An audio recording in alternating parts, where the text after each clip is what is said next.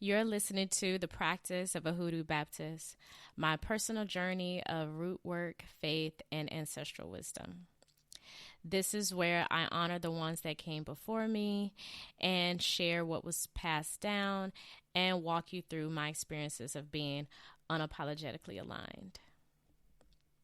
Covered by spirit, guided by blood.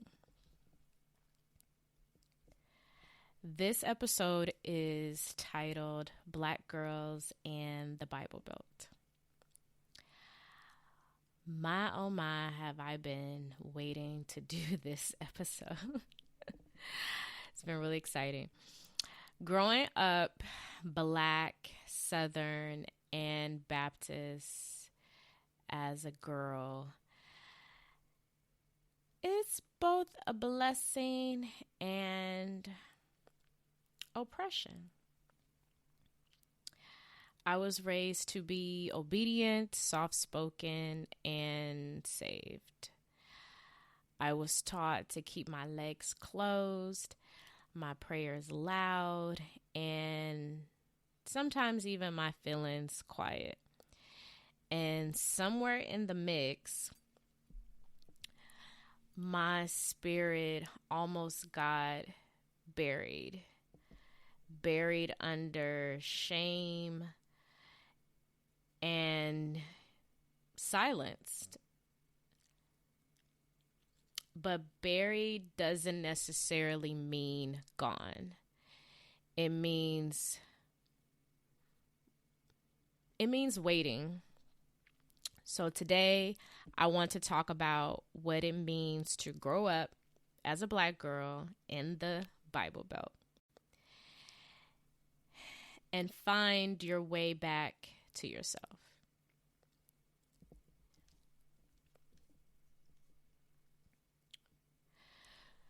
For me, church wasn't always about building first of all, the Bible Belt shaped me. Let me get into it. So church wasn't just about community and discipline and survival, but it was also surveillance.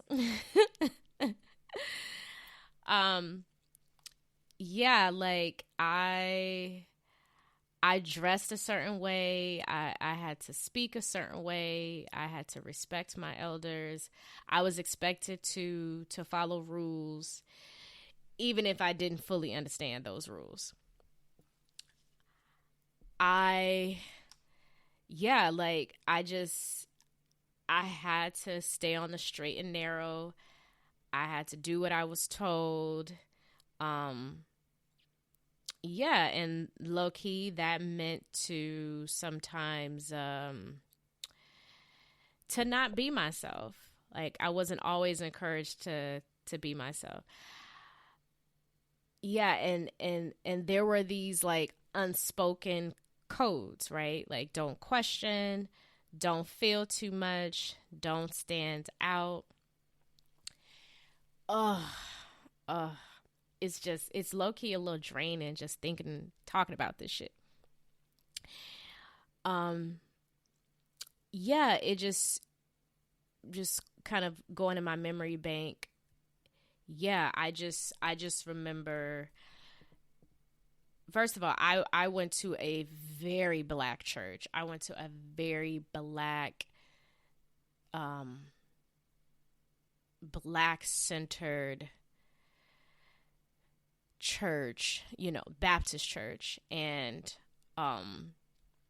in Alabama. And my church that I grew up in, it was, very much given like Holy Ghost, ring shout,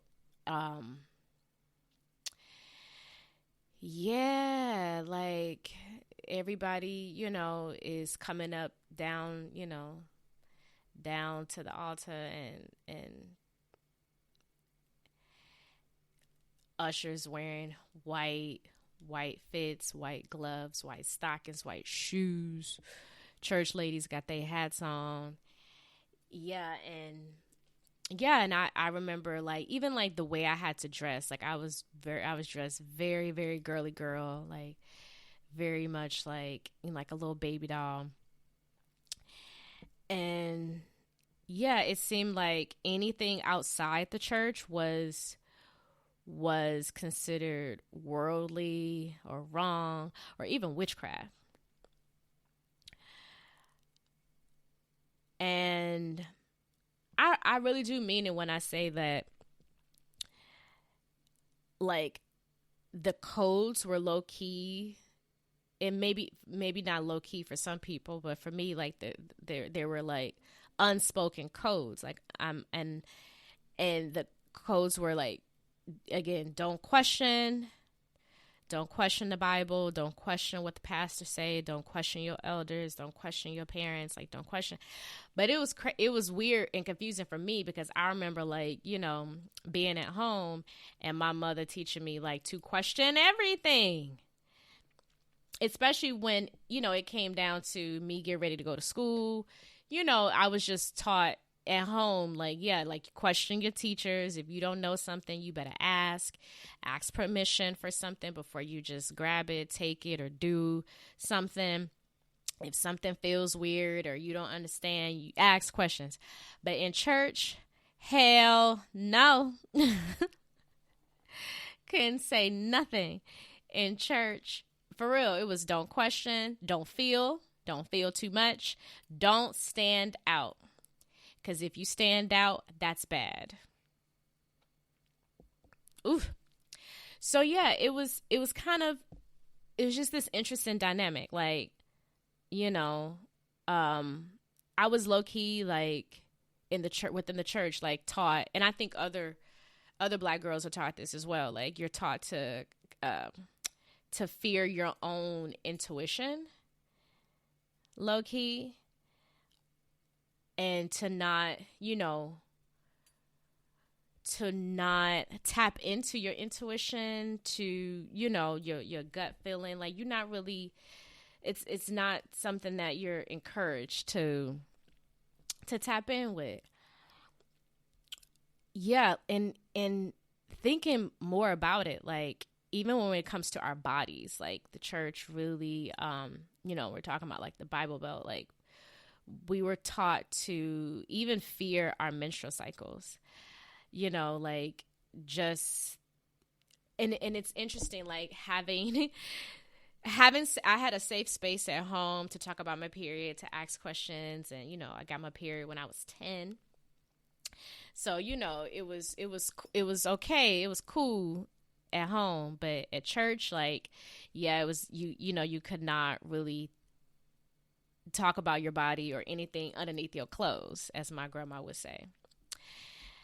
So yeah, when it comes to our periods, it's interesting. Like the only talk or some type of discussion or conversation I heard about periods or menstrual cycles in the church was about the verses in the Bible that talk about a woman being unclean and dirty when she's menstruating. While she's menstruating, like her body, her being dirty and unclean, and you know that that was all that was talked about, and that connection between like women having periods and Eve, and and her sins. It was like, almost like it was encouraged and pushed for us to feel bad about having a period because of our connection as women, and the connection to Eve and her sin. So it was like, this is why y'all have periods. So therefore, that's nothing to be proud of. There's nothing to talk about. Shame it, silence it, or talk about it in this space. Really, really, really weird, and I think that is dangerous because it feeds into the stigma. It definitely has impact on, someone's self-esteem and self-efficacy, especially Black girls. Like because I think off the bat we're taught that our bodies are not our own, and and that our bodies, are a result of the sin of another person, and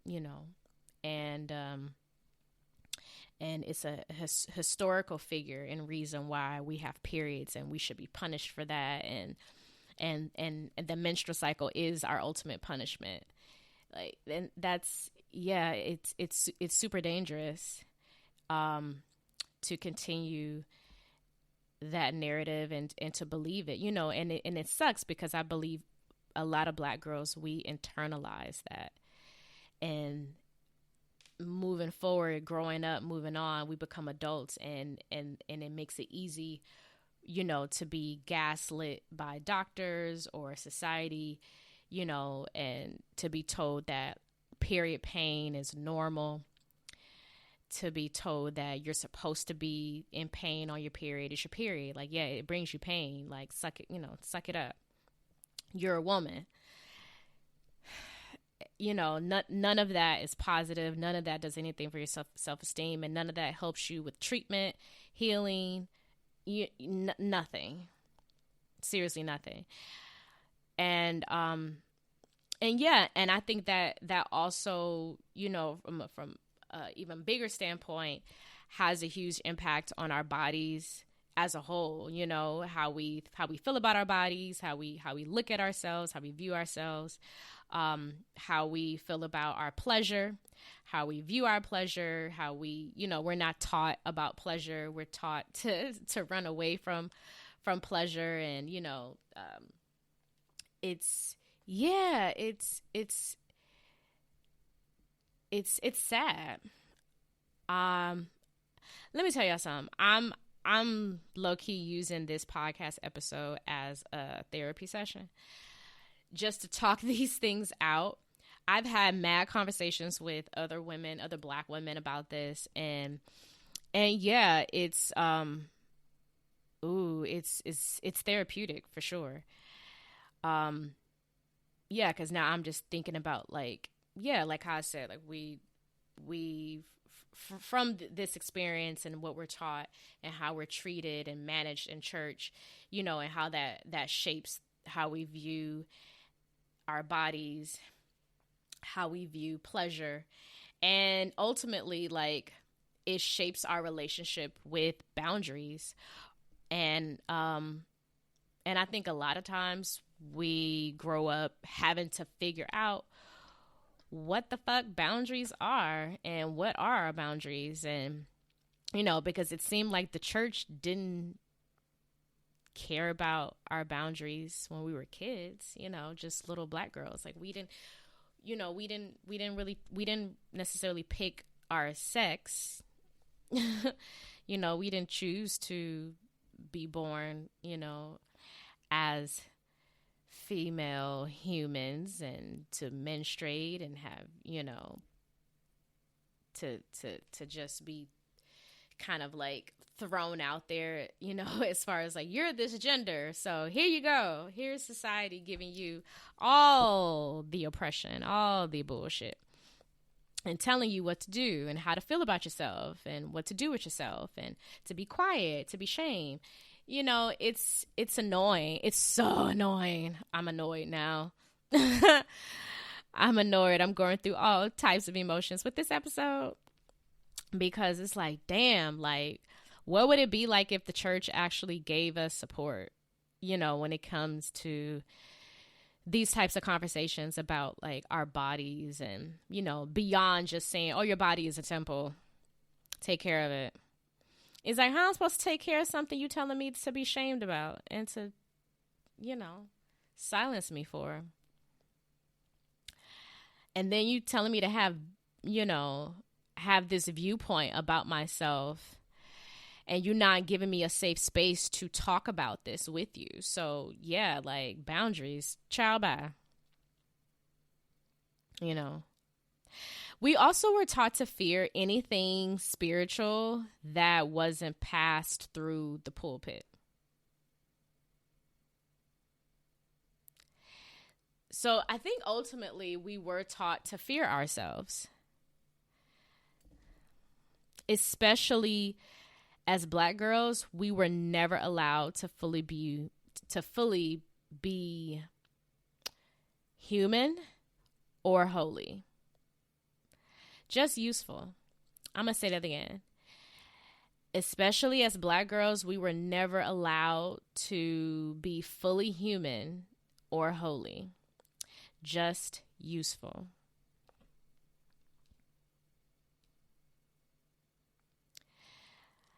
Because it seemed like it's almost like it's a double bind of faith and femininity. Let me explain. Purity culture. Purity culture shamed our natural bodies. Because purity culture, they don't tell or teach you a goddamn thing about pleasure, but outside of pleasure is bad. You're a woman. You're not supposed to have pleasure. Like, excuse me, God bless me with an entire clitoris. This thing got more than 9,000 nerve endings. 10,000 nerve endings. 15. Somebody look it up. How many nerve endings is in the clitoris? I'm serious. I'm finna look it up right now because how dare you? That's crazy. I'm not going there.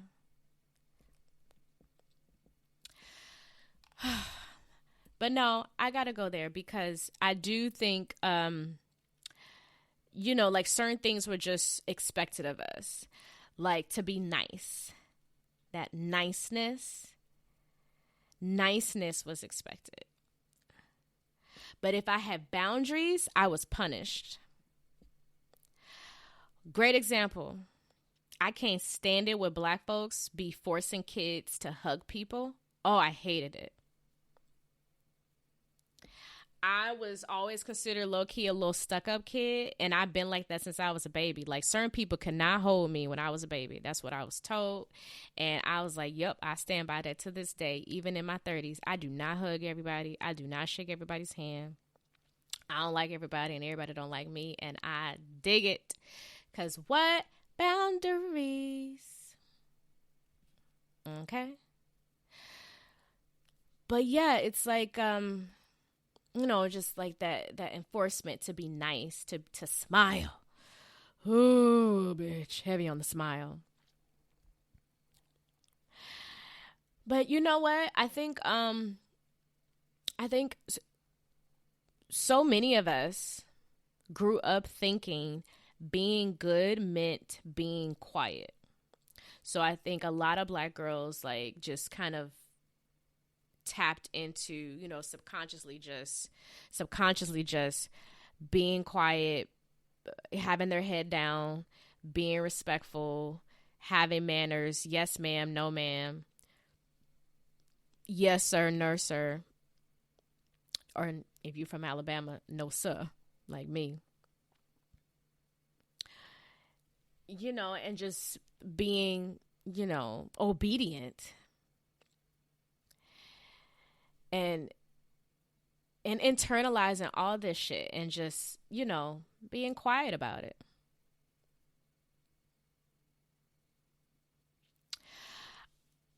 However, I think we can only do that for so long. It could only last for so long. Because the moment you start listening to your intuition, your ancestors, your body, you recall rebellious, you recall fast.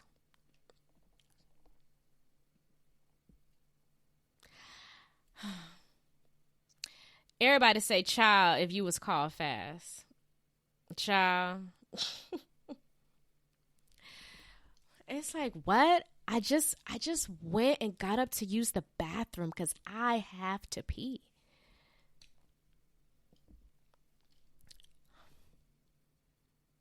I'm just wearing sandals. I just said hey to the boy. I'm just speaking. Y'all said be nice, speak to everybody. I can't speak to him. Why not? Just pressing so many things onto you. You were called fast, rebellious, or dangerous. or even demonic. Anybody out there was called demonic? Baby. Yeah, yeah, I'm just thinking about like all these different ways and how we just, I think collectively can just relate to a lot of these things, because I think in the Black church collectively just had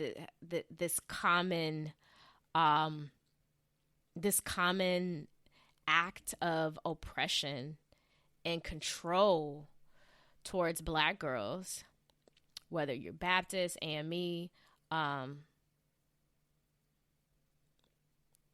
yeah, like I don't think the denomination matters. I just think if you a Black girl and you grew up in the Black church or went to church, you was hit with it, you know. Hoodoo definitely helped me reconnect with spirit on my own terms. I think I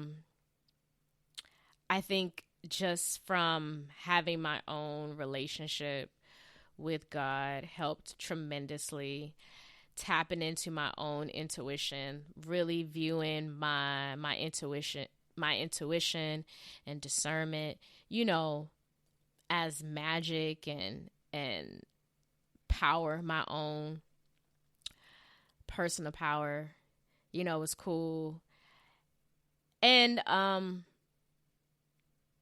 yeah, solitude like that. I remember that really helping me, because going from Alabama, moving to California, for me personally, it was just like, yo, I'm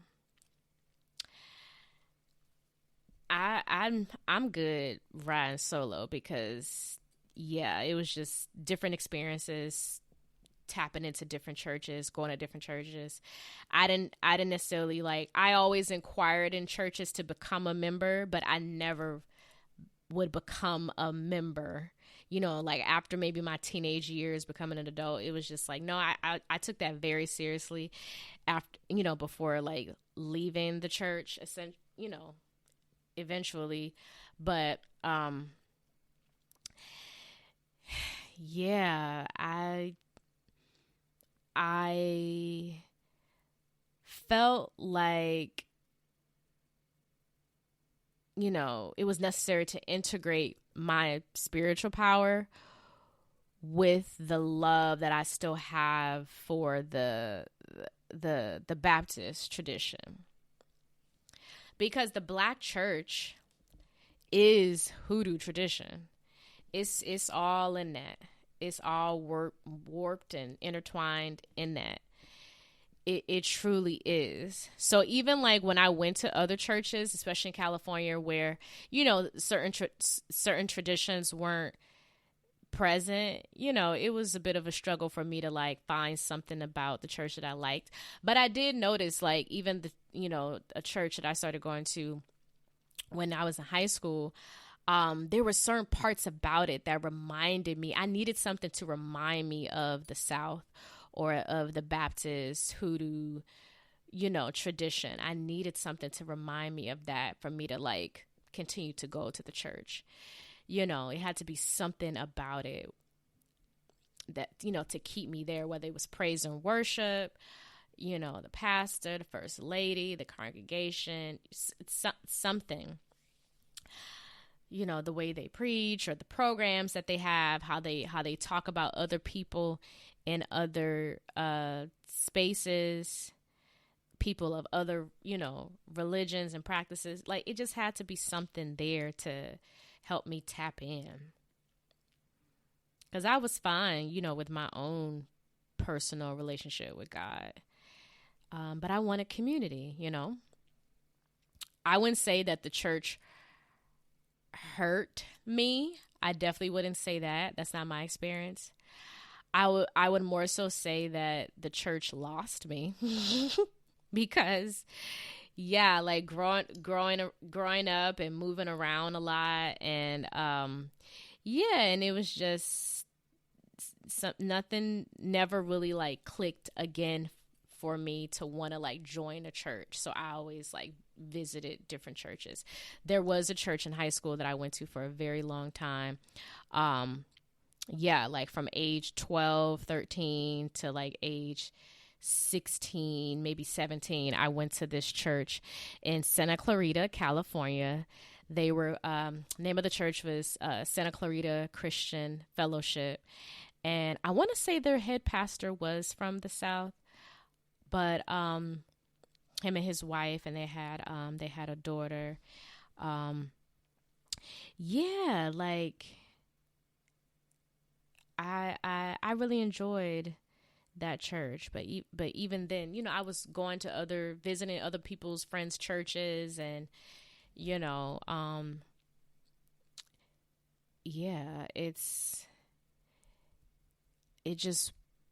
it was cool. Because they were kind and they were solid, and it was a great community for sure. But yeah, it was always something missing though, you know.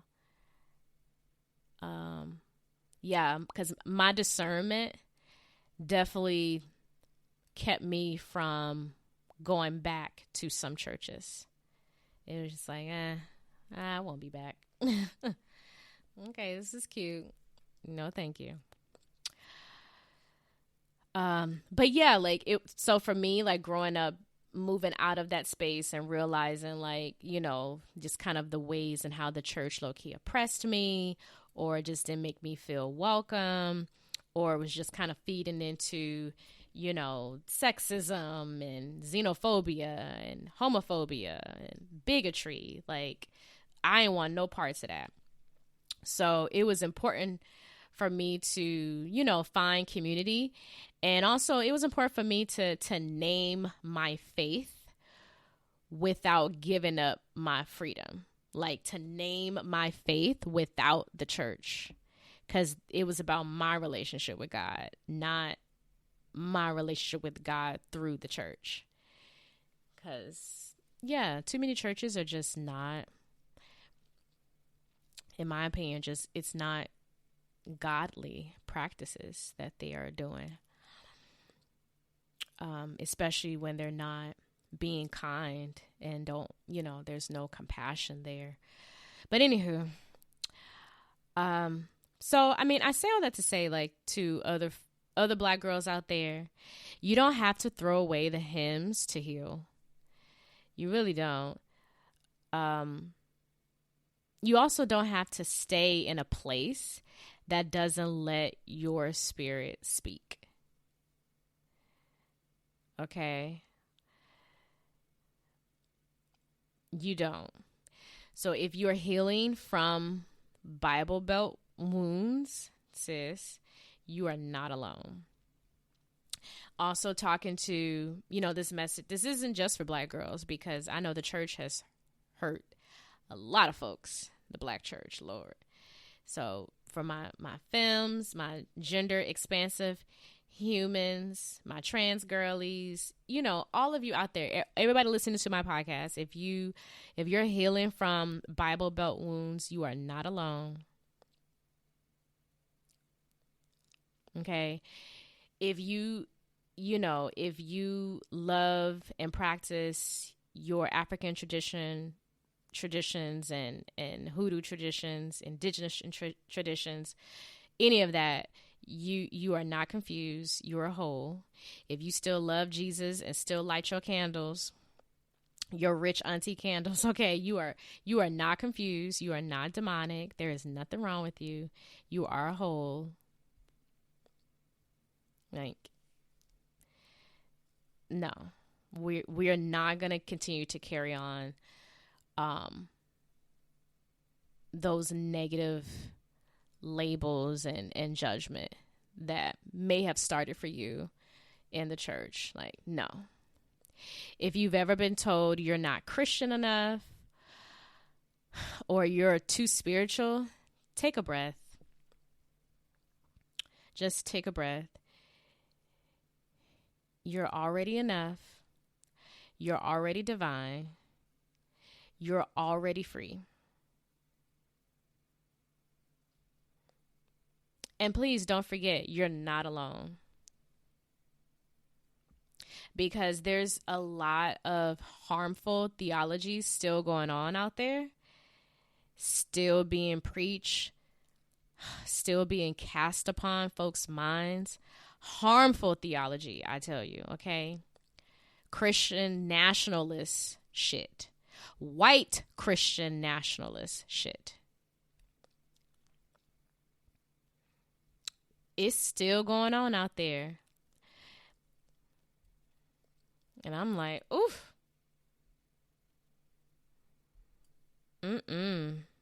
Not gonna do it. If you ever been called a fast ass tail little girl, take a breath. You are not a bad person. You are not evil. You are not demonic. There is nothing wrong with you. You are already divine. You are already free. And you're already enough. I love you. And I know you love yourself. It is okay. And congratulations, you're already doing the work by deconstructing all that nonsense. You know, getting through all of that, like recharging, resetting your mind. You're doing the work. Like, I'm proud of you because, baby, they tried to take us down. Control. Like, that's all it was about. In the end, it's like you realize, like, damn, it was just about control. And the crazy shit is, I think about all the time, the black woman is the backbone of the black church. If the black woman took all of her money out of the black church, donezo.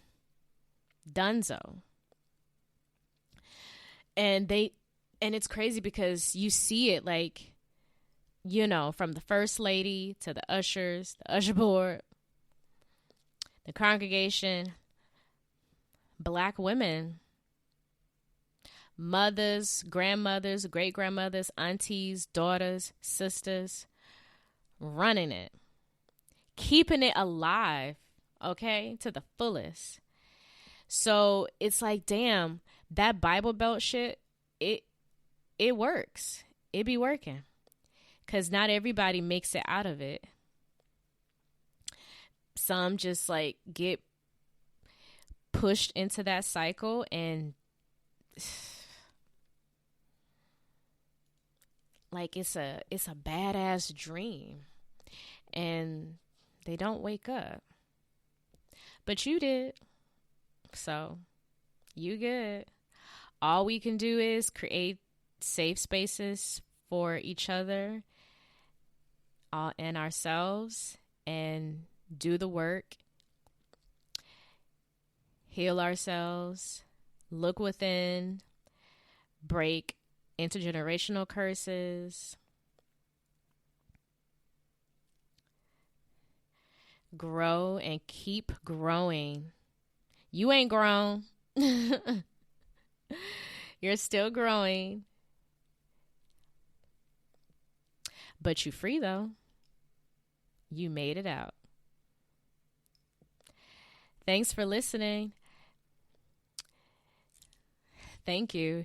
You've been listening to The Practice of a Hoodoo Baptist. This is my altar, my process, my truth, where I honor those who came before me and speak what was once kept in silence, covered by spirit, guided by blood.